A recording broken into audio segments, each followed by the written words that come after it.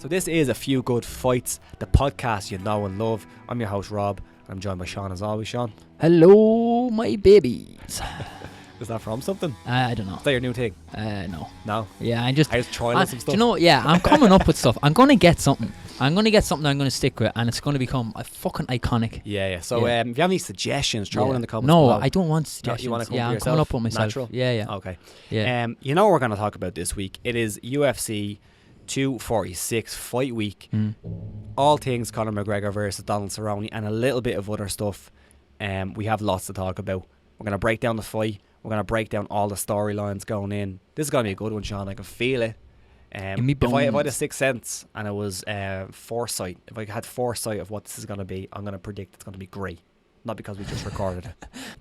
So here we are, Sean. It is the UFC 246 preview show. And the way I want to look at this is, in my opinion, the card isn't the best card I've ever seen in the world.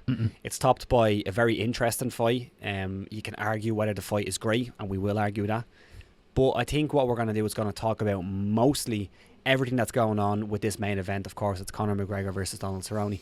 And there's a lot of things going on about this fight. Not just the fight, we'll break it down, we'll give our predictions and all that. Like all things McGregor, it's not simple. Exactly. There's a lot of attachments to this. I think we can talk about what the buzz like is here in Ireland, because I think we have a unique perspective on that with some of the other Irish guys covering the sport. We can talk about McGregor's camp. Is it worrying that potentially he's running his own camp?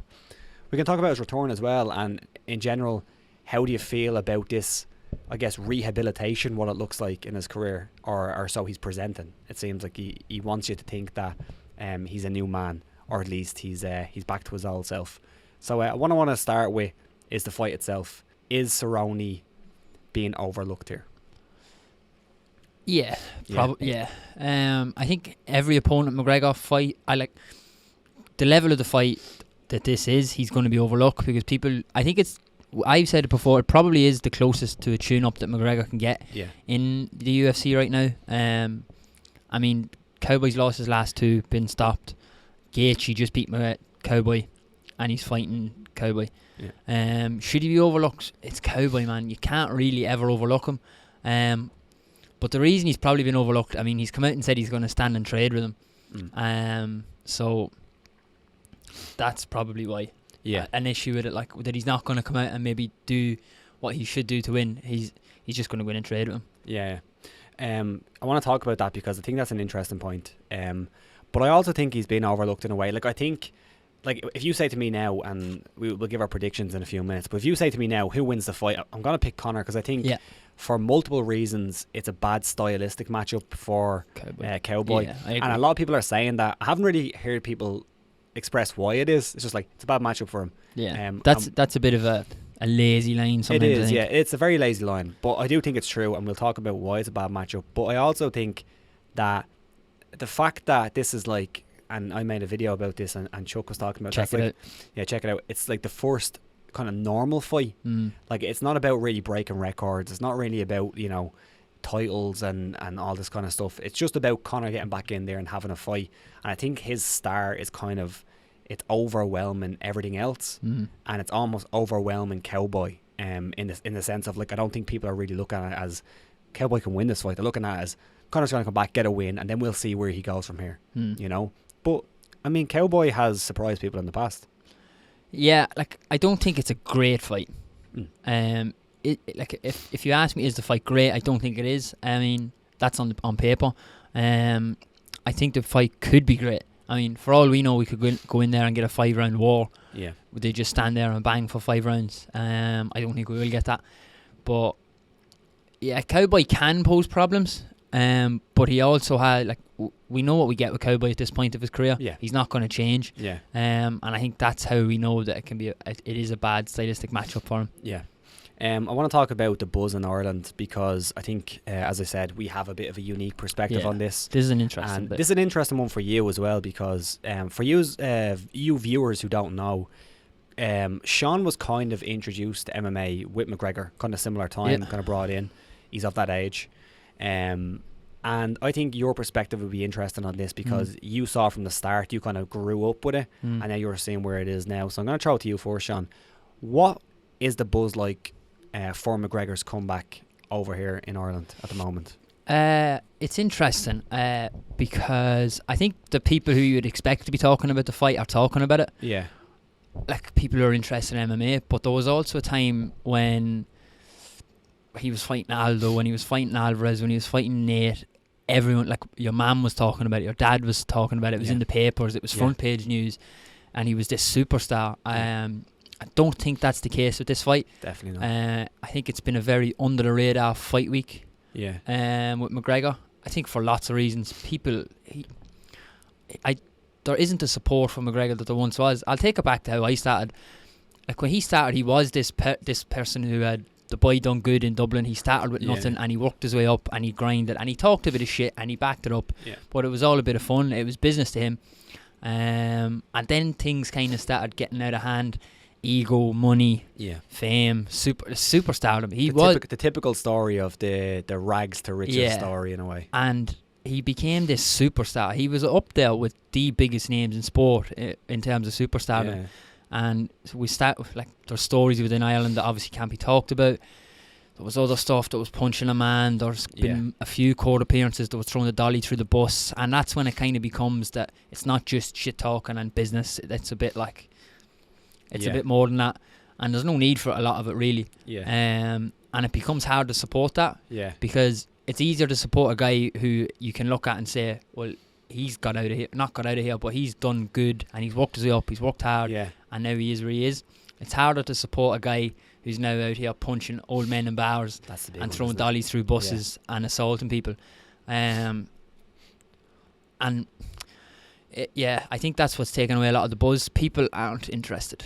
I think there's a lot more people in Ireland now who want him to lose than ever before. Like whether you liked him or didn't, you were genuinely talking about him. I think a lot of people aren't even talking about him now in Ireland. That's how I feel. Like people, you even just hear people talking, they're like, geez, I hope that lad gets bet. And I always find it hard to explain. And someone's going to pick me up on that. Gets bet. Gets beat. Get bet.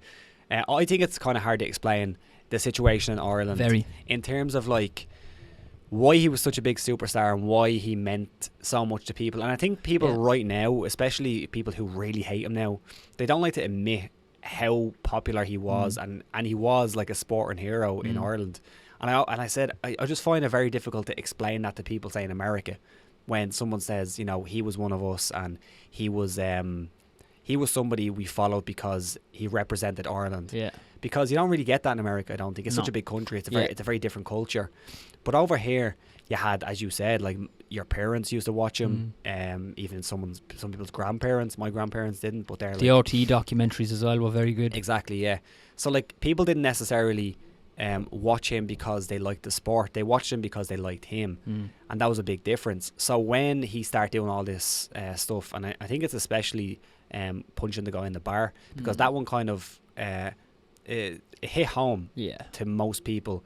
It was very different than, say, the dolly incident, where that almost felt really removed from us. It was so far away.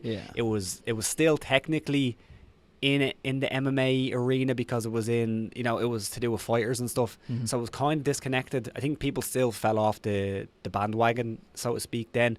But it was really the punch in the bar that really hurt them, I think, over here. The punch in the bar is kind of one of those where if one of us did it, you'd go home and your mother would be fucking, and you'd be mortified. She is what she'd tell you. She'd be mortified that you're her son. Whereas when he was out doing well and fighting and talking a bit of shit and being this cocky, brash kid, it was so much more fun, and it was easy to follow him, and it was fun, and it was just a good ride to be on. Whereas, like his parent, we were mortified to say that he was Irish when he was punching guys in bars. And that's why I think it's such a touchy subject over here now, is because it's not just like, this is a guy, for a lot of people, it's not like this is a guy I used to like. It's like, this is a guy that I used to say represented us in a certain way, and that's the way it was, and people don't like to admit that, but that's exactly the way it was. And it's not by accident. It's because McGregor wanted it to be that way, or at least he made the moves to make it that way, because every time he was in a moment that was historic for his career, he tethered himself straight back to Ireland. It was Ireland, baby, we did it. The flag was always the flag was draped over his shoulders, and he basically made those achievements Ireland's achievements, and that's what he done. And you can disagree with that now, and you can even disagree with that at the time, but that's how a lot of people saw it. The flag was there. Sinead O'Connor was walking him out at the time. Like it was a phenomenal time, and I think it's just we were mortified to see him doing this stuff because he was one of us. He did represent us. It's not this. It's the rehabilitation bit is interesting as well. As in the recent interviews we've both seen the interview with Ariel, and he does seem a lot kind of back to his old self that he was in previous interviews of years ago. But it's hard to buy into it now. As in, if you talking to someone and they say, still love McGregor, still think he represents us. You're kind of associating yourself then with certain things that you don't necessarily want to be associated with, or that aren't good to be associated with. There's a bit of a negative stigma that's attached to it. And like I kind of, at a certain point when I start kind of writing for MMA, I kind of got off the idea of like being a huge fan of any one person, just because I thought it was bad for actually trying to cover the sport in a certain way. I just thought it was. But like, I'd never call myself like a journalist. That's not something I do. But I wanted to have some kind of separation from just being a fan. But now at this point, I think a lot of people are getting to the point where they're like, I'm almost afraid to support the guy and say I do because it reflects bad on me. So I think right now, John Kavanagh came out and said that he thinks it's crazy that people are saying that the support is not there for him. And I think that's absolutely insane. I think it's absolutely clear that it's not the same as it used to be. It just isn't. You can say that the MMA fans, the hardcore MMA fans, are still watching. That's 100% true, because they're always going to watch. You can say that a lot of that fan base are still supporting him, because I think that's true. There is a certain portion of that fan base that's look, he's Irish, and I personally still want to see him win. There you go, but right? Sorry, go on. But I think it is insane to say that he still has the same support from the Irish public, and what I mean by that is the portion of people who used to watch his fights that couldn't give two fucks about MMA unless it was Conor McGregor. Because they just aren't watching anymore. They're gone. I'm not emotionally invested in him anymore. That's the thing. Like I said, with the, if you say you support McGregor now, you're associating yourself with certain things.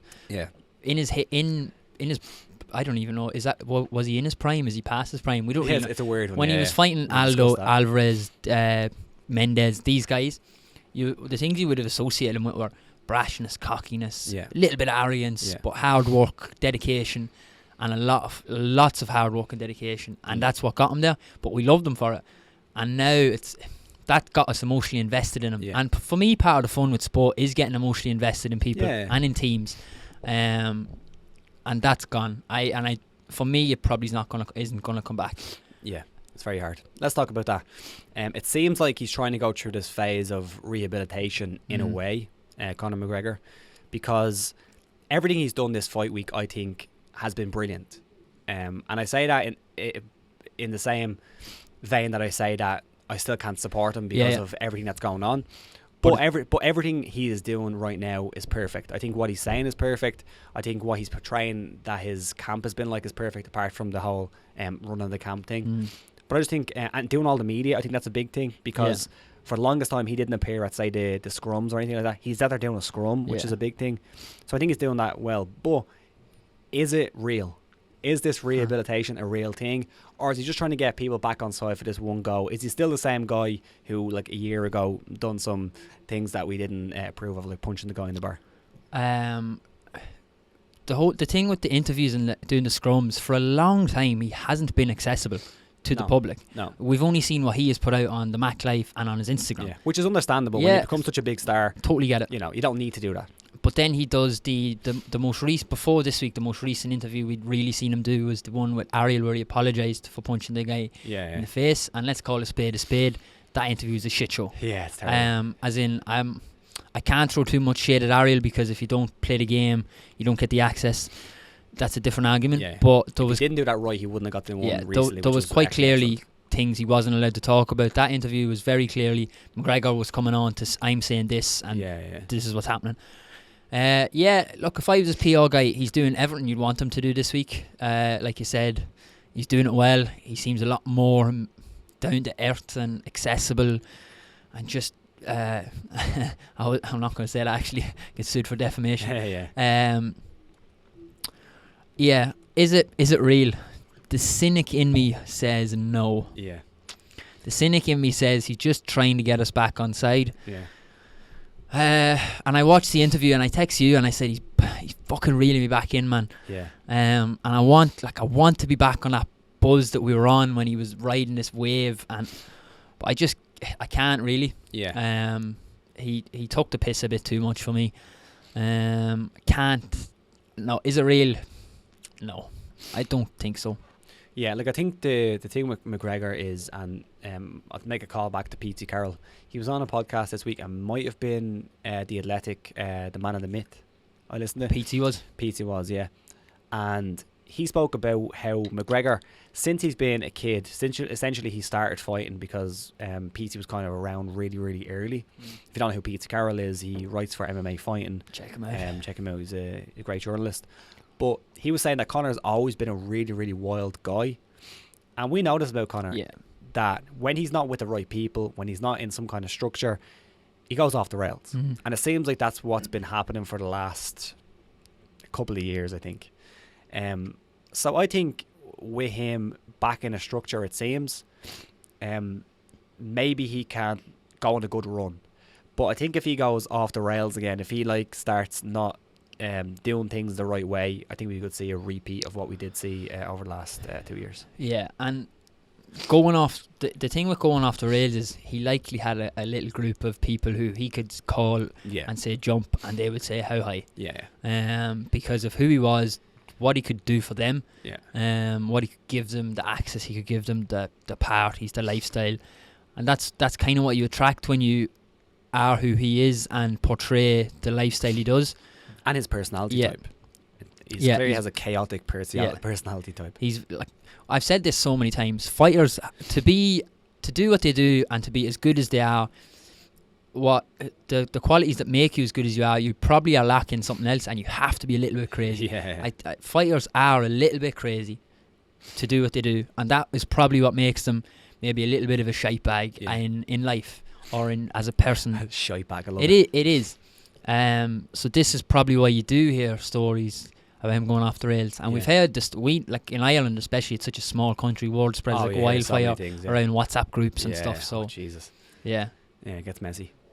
So I think sorry, is it real for you? Are you buying it? No, I'm not. I'm not buying it. I think it's a great PR run that he's doing. Like, do I think he can basically continue what he's doing right now, if he stays in the right mindset? I think so. I think we've seen him do that, but I think it's also he understands that he's got to a certain point. He understands that everything has got so excessive that he needs to do this. But real, I'm not sure if real was the right word, but if it's legitimate or if it's like, for example, I think the interview we done with Ariel, the shit show one, when he was saying that he felt so bad about doing all the stuff, I don't know if I bought that. I think he felt so bad because he got caught, if I'm being honest. The tone of McGregor in that interview and the one from this week are worlds apart. They are worlds apart. Yeah.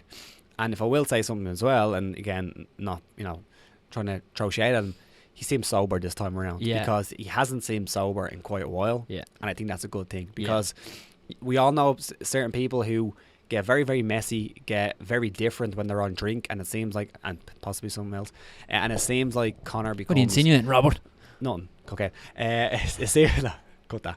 It seems like Conor is the type of person, when he gets his, as he calls it, his liquid in him, he turns into a different guy, or at least the traits that he has that aren't really the greatest traits elevate to a level that you don't really want around you. Totally agree. It just sounds like he wasn't living the life that he needed to be. I agree. I was going to say that the sober thing in the interview, he does. He just seems a lot more relaxed. Seems lucid. He seems, he does. Seems happier. Generally. He does. You can see in people's eyes and stuff when people are like not sober. You can see in their eyes. You just can, like, you can. Yeah, like, and that, clearly he is now. There was interviews and press conferences previously where he was bouncing off walls. Shit show. Yeah. Again, in the video that I done, go check it out. I'll link it below, and there might be a little link up here.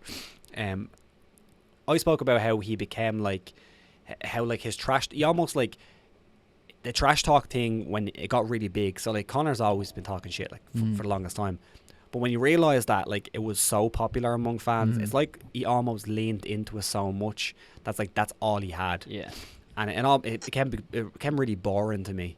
And I think that's what happened, and he's almost pulling back on that. And I think that's why he looked at a fight like this with Cerrone, where he knows Cerrone's not going to talk shit. There's no huge rivalry there. There's no point. It's just get in there, have a fight, still make a shit ton of money. And that's one thing I want to talk about as well, is about the whole money situation. Not 80 million, by the way. Not 80 million.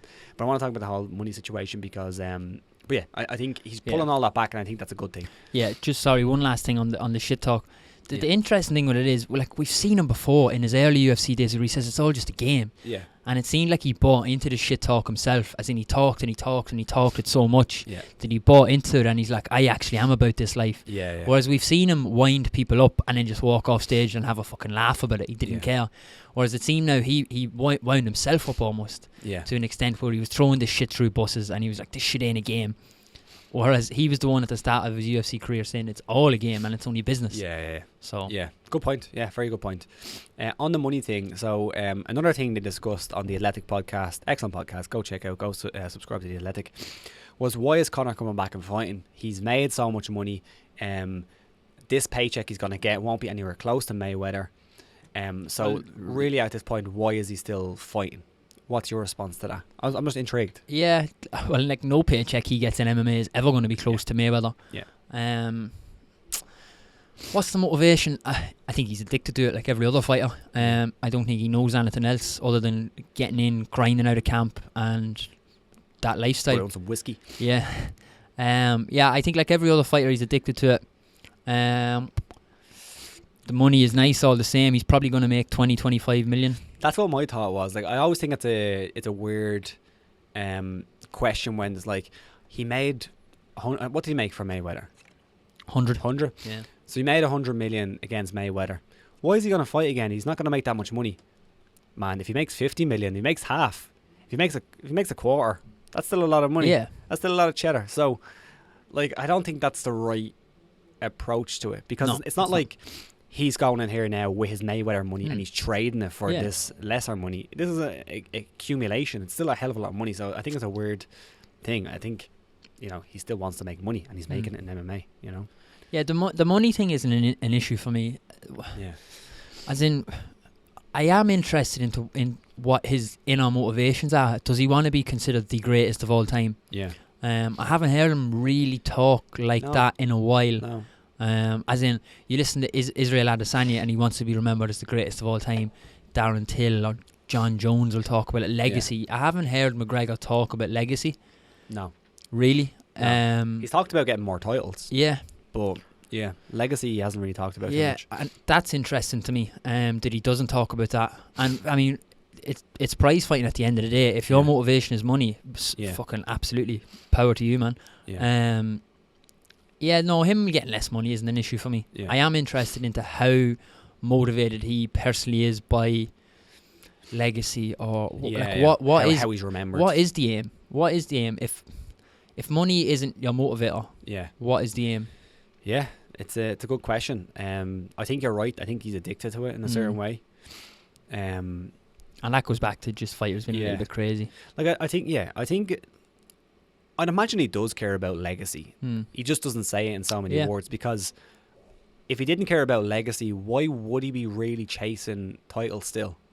He still wants titles, and why would he want the Khabib rematch? Because realistically, Conor McGregor could, because we've seen it here, we have evidence, he could fight 3 or 4 more times against guys like Donald Cerrone, who aren't the most dangerous guys in the division, and still make a lot of money. Like, if he decided to do that, he can. And maybe he will. Maybe this is all it's all a facade that he's going to fight, these better guys. And that's taking nothing away from Donald Cerrone. But what I want to do now is talk about Cerrone, because we've kind of neglected him, which I think the whole fight week has neglected him. It is. And he's a part of this fight, did you know? He is in this fight. He is, yeah. It's a fight's a two-way thing, Rob. Yeah. But what I thought was kind of interesting was his comment, and you mentioned it earlier. It was his comment about wrestling. And he said essentially that I probably should wrestle in this fight, but I don't really want to wrestle in this fight because I like to stand up and fight on the feet. What is your thoughts on that, on when he said that? My first thought when I seen this is the thing that's held Donald back in his career.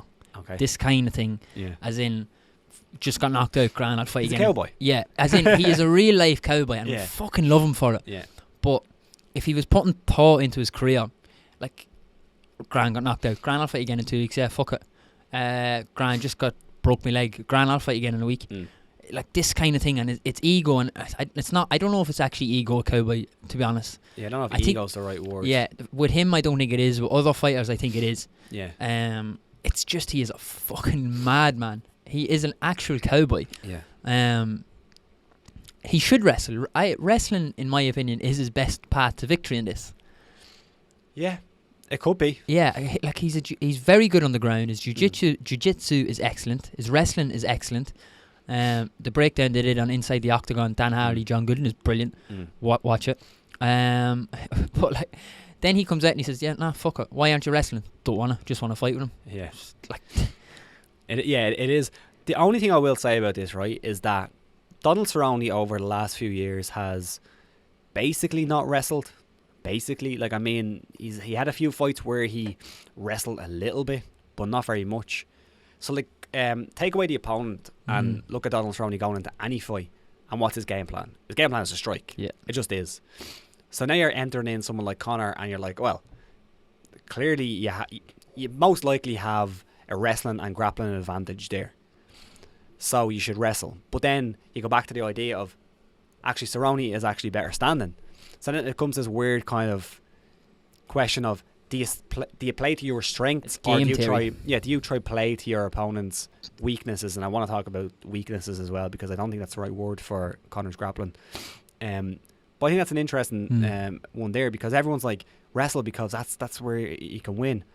But Cerrone does his best work for the most part on the feet. Now, he does have excellent submissions. He's a very technical striker. He's Yeah. very good. But like, Donald doesn't fight best when he's pursuing takedowns and looking for submissions. He fights best when the takedowns present themselves, he takes them and then pursues submissions, or someone takes him down, he sweeps and gets submissions or submits off his back.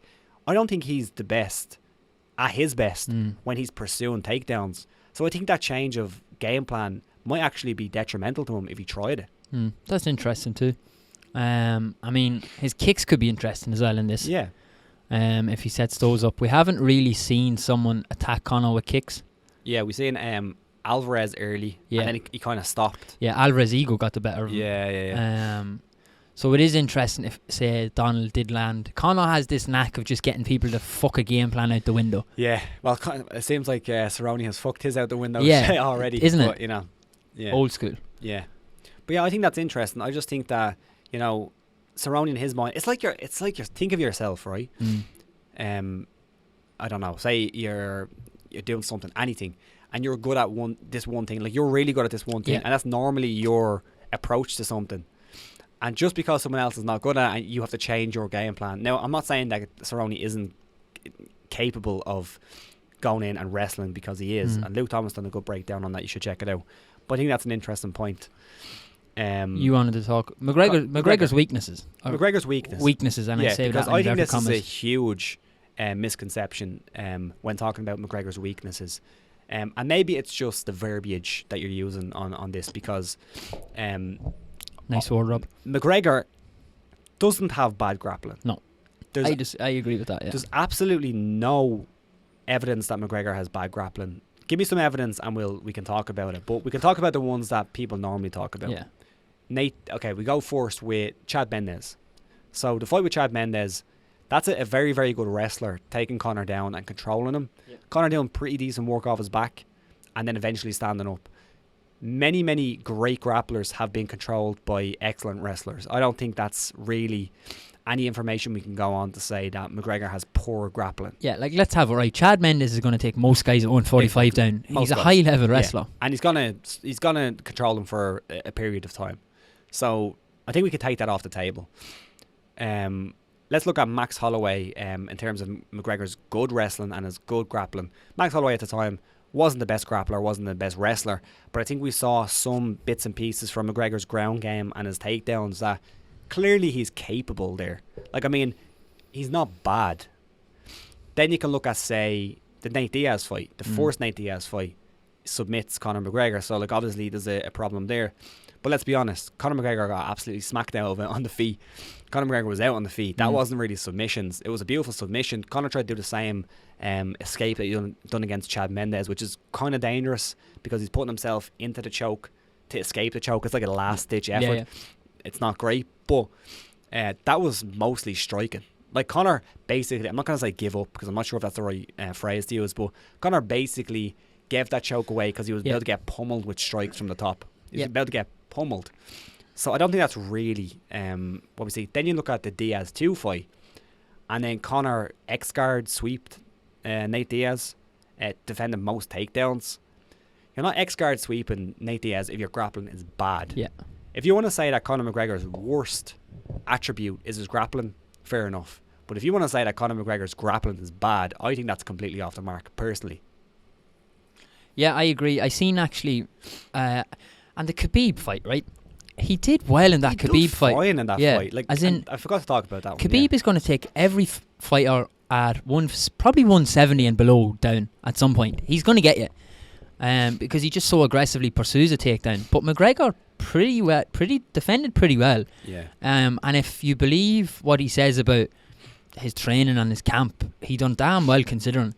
Yeah. I mean, Bilal Muhammad, I seen put out a tweet. It was in response to, it was a video of McGregor saying he was on the sauce for the camp. Yeah.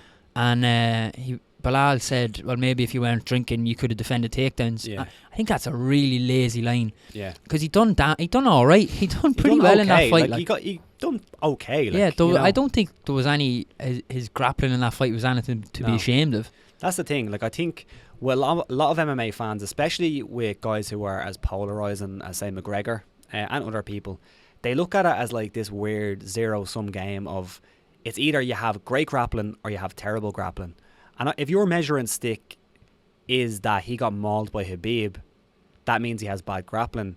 That's a terrible measuring stick, because then you can look at everyone that Khabib has mauled, like Dustin Poirier, and say Dustin Poirier has bad grappling. Dustin Poirier does not have bad grappling, and I don't think anybody would say that. I just think it's a weird argument, and it's not really beneficial if you're going out there and saying this is his weakness, or weakness. Maybe you can say weakness because you can say that his striking is so good that it's his grappling that maybe you have a shot. I'd argue that his weakness is his cardio. I think that's where he has a lot of problems, and hopefully we can see if that has improved in the fight, but I'm not sure if it'll go that long. But I just think that, this whole argument that he has bad grappling, I just don't think there's any data to prove that. I really don't think there's any data to prove that. Yeah, I think it's lazy, and especially just because he leans so heavily on his strength, which is the left hand and the striking. Obviously he's going to do that. It's a weapon. Yeah, exactly. What do you want him to do? Just say, oh fuck it, I'm not using that just because you said my grappling is shit. Yeah. I think it's a strange argument. Again, it might be his worst trait, but it's not bad. I think that's what we're going to say. I'm going to talk about the Khabib camp, and then we can get into maybe predictions on this fight. So there's a lot of talk about Conor McGregor right now, and he's basically saying that the Khabib camp was terrible. His foot was a balloon, obviously. That's the quote. Yeah, we did hear that at the time. I think Pete had that at the time. Yeah, actually. His foot was a balloon. And now it's that he basically had a terrible camp because he was doing, good work in the gym, but outside the gym he wasn't doing good things. And I think that's true because I think we saw it. I think But I also want to ask you about this because for me, what it's looking like now is that Conor is angling himself for, if he wins this fight, to be able to come out and for his fans to come out and say, well, his camp against Khabib was terrible. He just had a great camp here against Cerrone. He absolutely mauled Cerrone if that happens. And that really, I think, sets the table for a Khabib rematch. And I think a lot of people, so many people, will be like, actually, you know what? Yeah, that's right. Conor done okay in a fight where he had a terrible training camp. Here he is with a great training camp. Look what he done. I'm not saying that's what I'm saying. I know. I think that narrative, it's sellable. That narrative is gonna come quickly. It's sellable. Yeah. Like, let's have it right. Conor could sell ice to an Eskimo. Yeah. He's that good. He's that good a talker sometimes. I don't personally believe that Conor beats with the best camp in the world. I don't think he beats Khabib. I agree. Let's put that on the table. Sean doesn't think that Conor beats Khabib with the best camp, and I don't think it either. If Conor is as disciplined as he's ever been and he has the best camp he's ever had, I don't think he beats Khabib. Yeah. Does he do better? Maybe he goes 5 rounds. Maybe he lands some shots. Maybe he wobbles them. But I think Khabib wins in the end. Yeah. Yeah, look, it's a sellable narrative, and it's one we're probably going to have to hear a lot of, because the UFC wants it, Conor wants it, and generally what the UFC and Conor want, they get. Yeah. And I see people already getting on board with this narrative. I really, really do. And honestly, it's smart. It's business. It's smart. It's business. Mm. That's what he said, isn't it? Yeah. There's a lot in this fight. But I think we're going to get down to predictions. We kind of give our predictions, though, didn't we? We'll have a little bit. I mean, you all know who we think is going to win the fight. Yes, you do. But how is he going to do it? How is Conor McGregor going to win this fight? He's going to hit him. He's going to punch him. Yeah, Conor McGregor will punch Donald Cerrone in the face with his hand. I think he knocks him out. I think he'll attack the body as well. I mean, we've seen McGregor use that sort of jab kick to the stomach to keep you at range. I think he'll use that to just keep Cowboy in the end of his hands. You have second round you spoke about second round. I like the idea of a second round knockout. Yeah. It's too short for me to bet on. There's some fun prop bets, on this fight. Do you have any? I've some off the top of my head. I don't have them in front of me. Damn it, Sean. I know. So you can back McGregor at 2-9 to not take Cowboy Cerrone down. Yeah.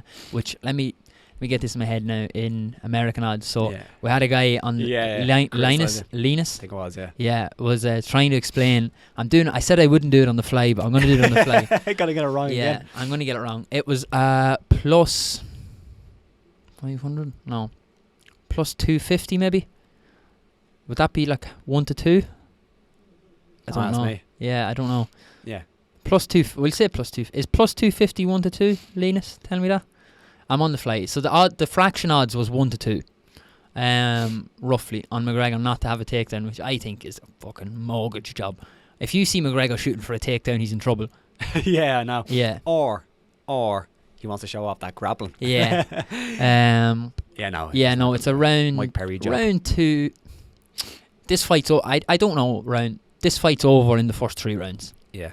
If this fight goes beyond 3 rounds, I'd be quite surprised. Yeah. There's always the bet on both fighters to be knocked down at the same time as well. It's like 500 to 1. Unbelievable. Yeah. Throw credit on that. Why not? You don't see enough of that. Like fighters get knocked down at the same time. What could it be? Yeah, 2 overhands. I don't know. I think it's we spoke about it at the top of this. I think it is a tough matchup for Cerrone for a few reasons, and it's always been. I think the fact that he does start a little bit slow, and again, that's kind of a thing that we always have with Cerrone. I think his upright stance is very, very problematic in this one, because Conor has like a deceptively long reach, and we know it's long anyway. It's like 74 inches, isn't it? But the way he throws shots and the way he throws his body into shots and that kind of karate stance, and he leans into them, like he almost overextends on the shots. They're even longer than you'd think they'd be. And if you watch the one fight, I think you might see some interesting comparisons with is the Darren Till fight. I don't think Darren Till and Conor fight too much like each other, but there is certain things. They both have big left hands, but they throw them very, very differently. But Till did land on Cerrone when Cerrone was moving to Till's right, which Conor likes, and he caught him in a very, very similar scenario to where Conor caught Diego Brandao. If you watch Diego Brandao fight and the Cerrone and Till fight back to back, or say side by side, they look very, very similar. They talk about that in the Inside the Octagon. How McGregor, as in you would want with the left hand, you would think he wants him circling this way into it, but he actually circles them away from it. So he uses his right foot overextends. and overextends. Yeah. And then he has them trapped. The way he used the cage to trap them within that left hand. Yeah. So and it's interesting. Yeah, and I think Cerrone in that fight with Till had problems with that same thing. He was moving away, and I think he thought he was out of range till landed a few times, and the finish looked very, very similar. So I think that's where he'll have a big problem. I think takedowns, like Conor's takedown defense has been, pretty perfect against most guys. He got taken down by Mendez a few times. He got taken down by Seaver, popped back up, and got taken down by Habib, which everyone does. Yeah. So I just don't see Cerrone having the takedowns to take him down, especially and when keep him now. Yeah, and keep him there. Especially when I don't know if Conor's gonna let him get as comfortable as he needs to be to mix in his takedowns, because if you watch the way Cerrone tries to take people down, it's like he just crashes into people, tries to get an underhook and looks for like a knee tap or something, or sometimes a double leg, depending on. But I just don't think Cerrone's going to be able to get into that range, because if you want to say one thing about Conor, and I still don't think he's lost, is that his the way he can dictate range is great. Yeah, it's really, really good. So that's the reason why I think it's a really bad matchup for Cerrone. But you never know. Is he the best kicker that Conor's ever fought? Maybe.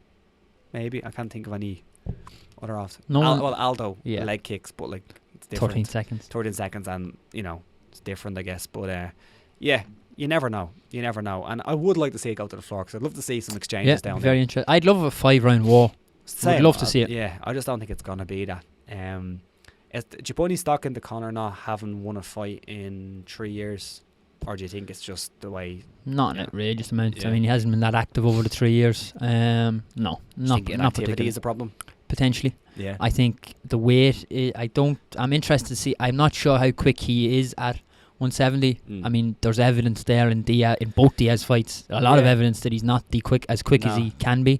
His accuracy was there, though. Yeah, the accuracy is there. Just the speed necessarily not so much. Yeah. The cardio. I think they are both interesting factors. Yeah. So. Me too. I think they're interesting. So your pick is what? McGregor. McGregor inside the first two. Yeah. I'm gonna go McGregor round 2. I don't know. It's been in my mind all week. Yeah. It has been. Nice. There was decent odds on that as well. I can't remember what Probably they were, yeah. but there was some decent odds. Let's fly through this card really quickly. There's a few decent fights, and I think I'm not going to say terrible. I don't think it's a great card, but there is some under the radar ones on this, I think. Holly Holm versus Raquel Pennington, of course. This is a rematch from, a while ago. Can't remember when it was. Fucking long time ago. Isn't it? A long time ago. Let me find it. Yeah, there we go. Holly Holm was like 7-0. It was 2015. It's on the Rousey's and Ngannou card. It was a split decision for Holly Holm. It was close-ish. I think Holm wins this fight. I think there's some questions about Raquel Pennington's mental state sometimes in fights, and she's admitted it. Remember the whole situation where she said to her corner, "I want to stop," and the corner like, "Oh no, you're alright." And that's another argument. But I think Holly Holm wins this fight. Holm for me. I think she's the better fighter. I think she's more technical. I think she's more skilled. I think there's always going to be question marks over Raquel Pennington now. And I think if we see her getting a beat, if Holm starts strong and starts landing her shots, I think Holm all day for me. I was going to skip a few, but Claudia Gadelha is back. She fights Alexa Grasso. That's a fun enough fight. Good one. Do you have a pick on that one? Are you leaning anywhere in particular? I like Claudia. My head says Claudia. Yeah. My heart says Claudia, sorry. But my body is telling me Alexa Grasso. No. Anthony Pettis is on the card. He's the opener of the main card. He fights Diego Ferreira. I can't say his name. People sometimes get it perfect. Ferreira. I say Ferreira, but it's not that. Anyway, big step up.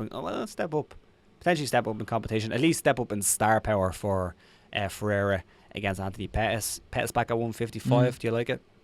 Yeah, I mean he looked good at 170. Yeah.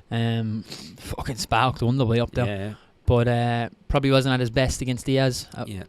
We've seen the issues with USADA. He's suing him now. Yeah. That's a weird story, isn't it? It's interesting. It'd be interesting to see what Pettis is at this stage. Yeah. Can he make a run at another title shot?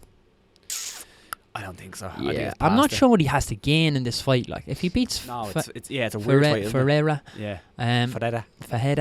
That was it. Was it? You fucking nailed it. Go on, do that again. Oh my Ferreira? God.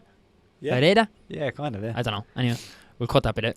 Yeah, just you got it perfect, and that's it.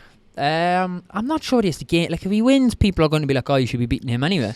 And if he loses, people will say he's finished. So I'm not too sure what he has to gain. It's kind of like, I feel like he's accepted a fight that Justin Gaethje has been outed by Dana White for turning down. Yeah. Do you know what it feels like to me? Not to the extent, because I think Leon Edwards is proven to be more capable or a better fighter.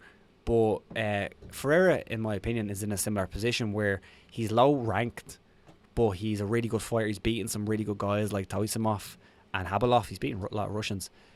And I think that a lot of these top guys who he wants to really fight, because he's in that kind of weird position where he needs a top contender, or not a top contender, but at least someone ranked so he can get up there. But the guys up there don't want to fight him because he's a tough guy and he's nobody knows who he is. Not in the game. So I think it's a similar position with Leon Edwards, who, like, a lot of top guys don't want to fight him because he's not that popular. I agree. So it's one of them. I'm gonna pick Pettis, but I think it could be a tough matchup for him. Tentative pick. Yeah. Macy Barber fights Roxanne Modafferi. Runs through. I think so too. Like, Modafferi, Roxanne, she is a absolute legend of the game, but I sound like Conor McGregor there, didn't I? Yeah. The absolute legend of the game. Yourself out of I like Macy Barber. I think she's good. I think she's a good fighter. Anything else stand out to you on the card? Feely and Yusuf. Oh, that's a good fight.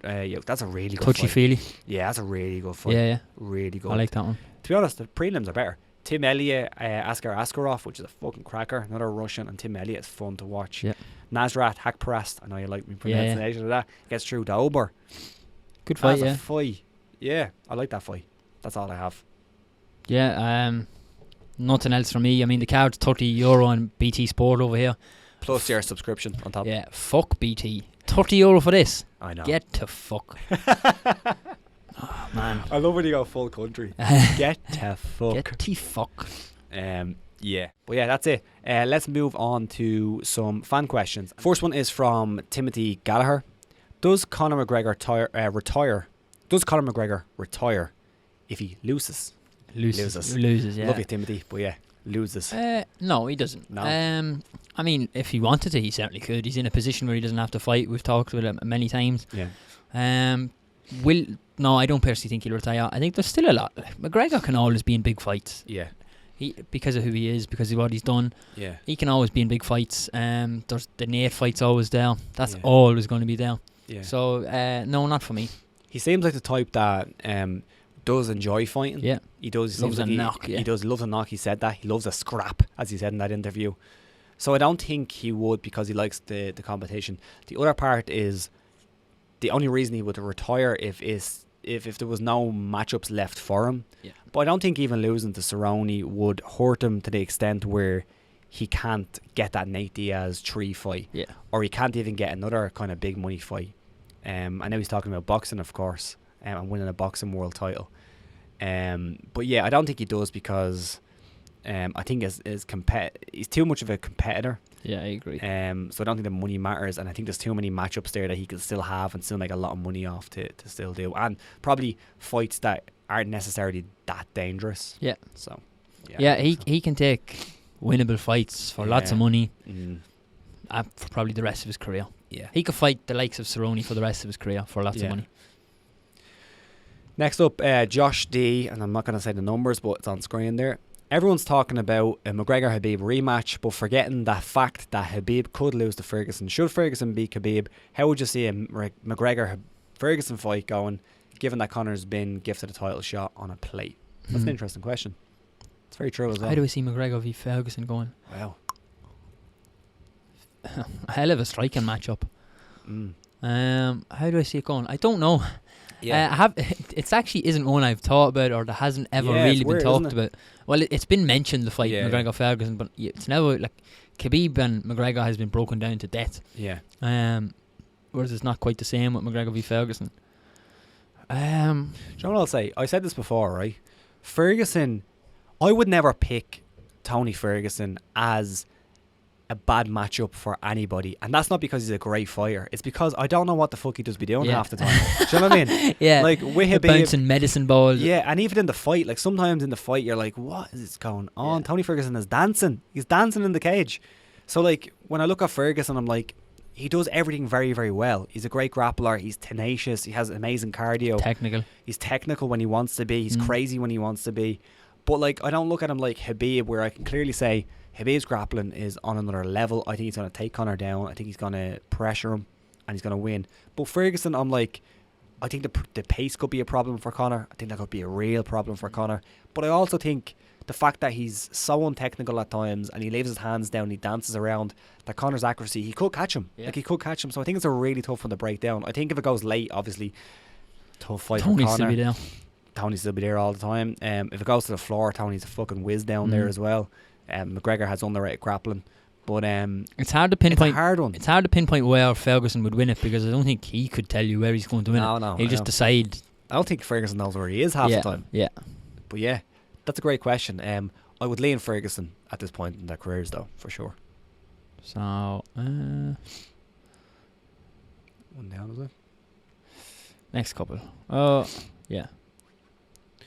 There's one down there as well. Oh, apologies. I missed that one. There we go. James Mosley. Could Carlos Diego Ferreira be Nurmagomedov? Should Anthony Pettis go to Bellator or be a gatekeeper to the lightweight division? Start with the second one. Anthony Pettis, go to Bellator. I assume that means if he loses. No, Sean Sheehan's been banging that drum for a few years now. Yeah. He's going to go to Bellator. Yeah, I mean, if and when Pettis eventually does leave the UFC, it would be a very Bellator signing. So Yeah, why not? it's not the most outrageous prediction. Could he be a gatekeeper to the lightweight division? Yeah. In Bellator, I guess so. I think he's kind of in that the now. UFC anyway. I think he's kind of that in the Yeah, I UFC think now at so. this point. And Ferreira beat Nurmagomedov? I don't think so. He's a good fighter. I don't think so. No. Conor Jordan, if Cerrone weathers the storm of the first round, do you think he can come out on top? And in your opinion, what does Cowboy have to do to win this fight? I'll take that first. Yeah. If your rounds weathers the storm in the first round, could he come out on top? Yeah, like as we kind of talked about earlier on, I think Cowboy is being criminally underrated. I think it is a favourable matchup for Conor, but there's not many people really giving Cowboy a shot at all. You know, the guy can still kick. The guy is still a crafty veteran. He still has good submission, so I think so. But I wouldn't be able to put together, and this kind of goes to the second part, I wouldn't be able to put together some kind of, game plan in my mind of what he needs to do to win. I just think he needs to. You can see catch potentially where with McGregor where Cowboy. Bless you. You can see potentially where Cowboy can win the fight. Yeah. It's hard. Like you're right. It's hard to structure a 3-round fight where you see Cowboy dominating and doing this, and this, and getting a win. Yeah. You can kind of see where McGregor does something and Cowboy gets him and catches him in something. And I think that's why he's been underrated. Yeah. Because like you can't really see where he wins. Like you can't see him. Like I can't see him grappling Conor and taking him down and passing guard and getting a submission. I just don't see it. So yeah. Stevie P, do you see Cowboy retiring after this fight, win or lose? We'll start with that. No. No. He's too much of a cowboy. Yeah, it's Cowboy, man. He'll be fighting on his deathbed. Yeah. Apparently he's not happy with his money. I didn't actually read the article, but apparently he's not happy Really? with his money. Yeah. It's classic Cowboy, isn't he? Yeah. Still taking the fight. Ah, yeah. Doesn't matter. I also agree. I don't think you will. Or could we be witnessing another BJ Penn situation? Also on the topic of McGregor, said where Ariel he'll fight till he's 40. What happened to get in, get rich and get out? BJ Penn scenario, you might get that with Cowboy. I don't even think he's close to that yet. Though. No, I don't think so. He's still a viable fighter. Like he's still a very competent Yeah. and capable fighter. 100%. And McGregor get in. Yeah, I think that was the plan. It's everyone's plan. It's everyone's plan. And I do think there was some truth to McGregor saying that, but I think it's very difficult to give up what you love, and I do think he loves fighting.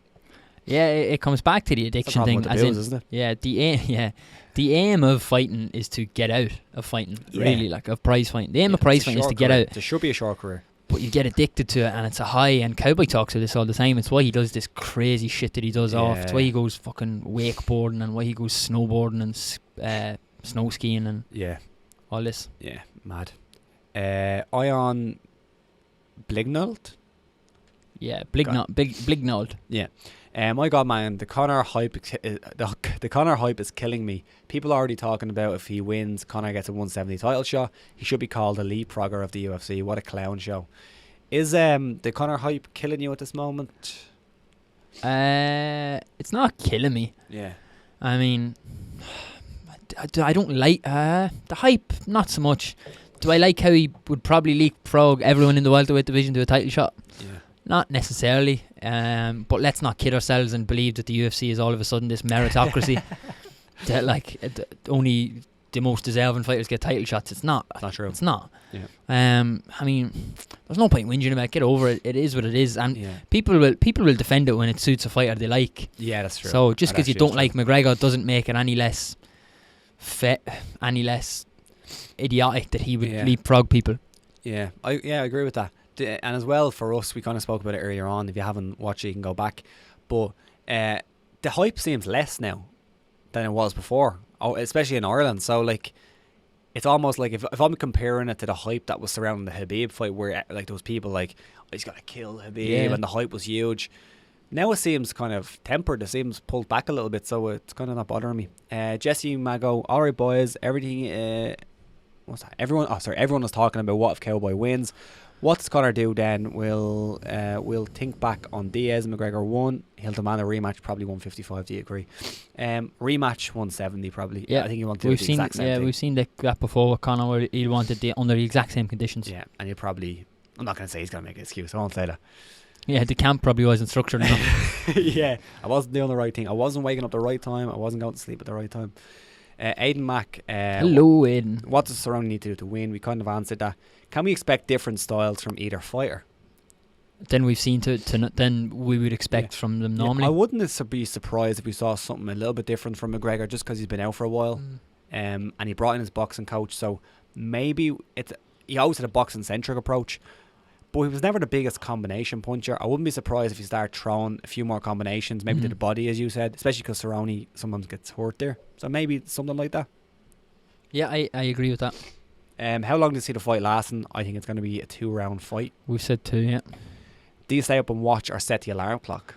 On this one, I'm an alarm clock guy because the card isn't tickling my pickle enough to make me stay up for it. What about adding in another option there and watching the next day? I do that a lot of the time with fights. Yeah. McGregor, I generally get up and watch, or will stay up and watch. It's a set the alarm clock for me or watch the next day. Interestingly enough, first you wouldn't just stay up. Actually, yeah, probably. Yeah, to be honest, yeah. I can never pronounce his name. Neb Rem. Sorry, did you see the last bit of Aidan's No, question? I missed It was what's your last meal before the fight? Last meal before the fight. This is dependent on what you're doing for the fight. Am I drinking for the fight? Then it'd probably be something filthy. Yeah. Maybe some pizza. If I'm not drinking before the fight, maybe like a nice Greek yogurt, whey protein, and thing. Yeah, a nice little bedtime snack. If I'm staying up for the card, it's if I'm staying up for the card, it's piggery. Yeah. Because the lads will usually be over, and it's goujons, it's pizza, chips. Yeah. If I'm waking up, it might go down and get some cereal, some popcorn or something. Yeah. Snacks. Yeah. If I'm watching the next day, then probably breakfast. Yeah. Fair enough. Max Holloway. Would Max Holloway beat Khabib? No one can take Max down. Khabib probably can. Yeah, I think Khabib definitely can. I like the fight. I think Max has shown some vulnerabilities lately, and I think Khabib wins that fight. And he's also a lot bigger. Agree. Just me, I'm curious, but it was reported that Conor broke his left hand last May in sparring session and had surgery. I don't see this addressed in the MMA media, but how do you feel it affects his prime weapon? Do you think his left hand will have less of an impact as a result? Yeah, I saw this, and he kind of spoke about it. May, I think it'll be fine. I think at this point, it's a long time. Bones heal pretty well, so I think it'll be fine. Yeah, I agree. I mean, we've seen him come back from ACL surgery even better, so there's a bit of historical evidence there. I don't see it's not something I'd be worried about. Yeah. Zalva Stola, will the goofy warrior, Roxanne Modafferi, be able to withstand the little psycho Macy Barber? I don't think so. I think Macy wins the fight. Agreed. And I don't think we can read the one above, but if anyone's watching on YouTube, you can read it. Sal, unbelievable stuff. Pompous, my man. Pompous psycho. Robin Sean, we, the diehard MMA movement fans of the show, need 2 uploads this week. Time to step up your game. He put 2 in brackets just in case we didn't understand as well. Thanks, Pompous. He wrote 2 and then put the number 2. Just in case we're illiterate. Yeah, which we are, because I didn't know what that said. Time to step up your game, gent. We're going to step up our fucking show, yeah. Fight me. Yeah, fight me. Technically, there is 2 uploads this week, because I just put one out, and then there'll be this Boom. one. Maybe more, we'll see. We want to see, again, pompous, we want to see Sean Taylor do a solo upload this week, like how Robbie filmed from the kitchen where Rob belongs because he's such a raging feminist. Where do you want to see me upload from, Pompous? Like, where in my gaff do you want to see me upload Where's your from? mom make the soda bread? Kitchen, I assume. In the kitchen, yeah. So. Do you want me to upload while my mum makes the soda bread? That'd be pretty cool. Do you want me to do some ASMR stuff eating the soda bread? Would you like that? I'd say he'd love that. Yeah. Let's not read the next one. How's the main event going down? We spoke about that. We need details. I think we gave some details. We give it a few. And Palin's picks the rest of the card. You've kind of done them. I kind of done them, yeah. And he said Irish Americans have the strongest work ethic in the known universe. We'll just extend that to just Irish in general. Come look on. at us. Look at us. Hard working gentlemen. Yeah. That's it. That's it for the show. There was no other news that I really wanted to talk about, to be honest. The rest of it was all, there's some stuff that happened. Anthony Pettis is suing some people. But aside from that, Kevin Lee and Charles Oliveira is a good fight. It's a good fight. Main event in UFC Brasilia. Check that out. Some violence in that. But check out the video I put out this week. Check it out. It's fun. I think a lot of people liked it. And Sean, for another week, that was fun.